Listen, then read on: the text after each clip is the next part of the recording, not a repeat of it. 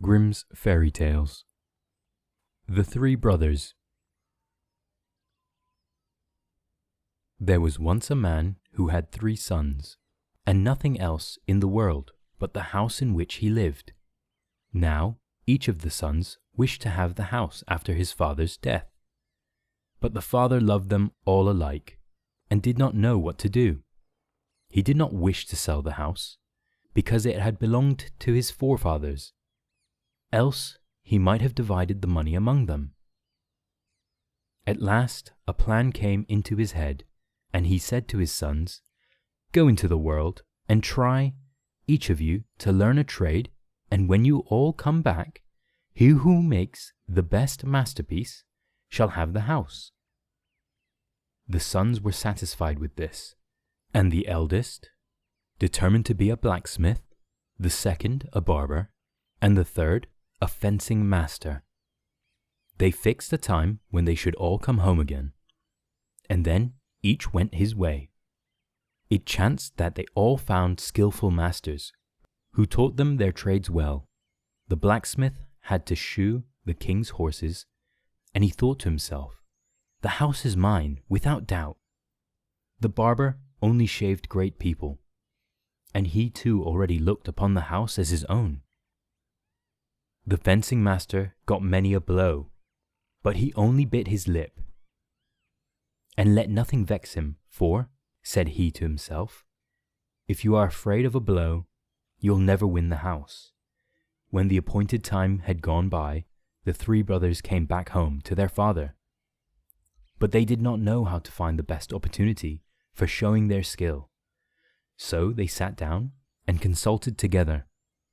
As they were sitting thus, all at once a hare came running across the field.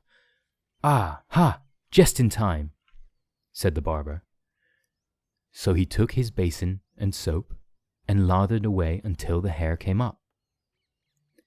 Then he soaped and shaved off the hare's whiskers. While he was running at the top of his speed, he did not even cut his skin or injure a hair on his body. "Well done," said the old man. "Your brothers will have to exert themselves wonderfully, or this house will be yours." Soon after, up came a nobleman, in his coach, dashing along at full speed. "Now you shall see what I can do, father," said the blacksmith. So away he ran after the coach, took all 4 shoes off the feet of one of the horses while he was galloping, and put on him 4 new shoes without stopping him. "You are a fine fellow, and as clever as your brother," said his father.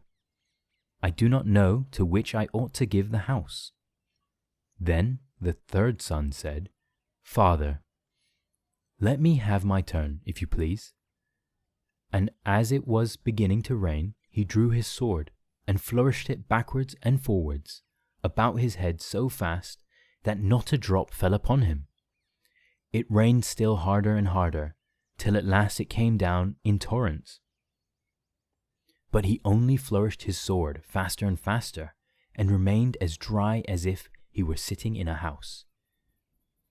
When his father saw this, he was amazed and said, "This is the masterpiece. The house is yours."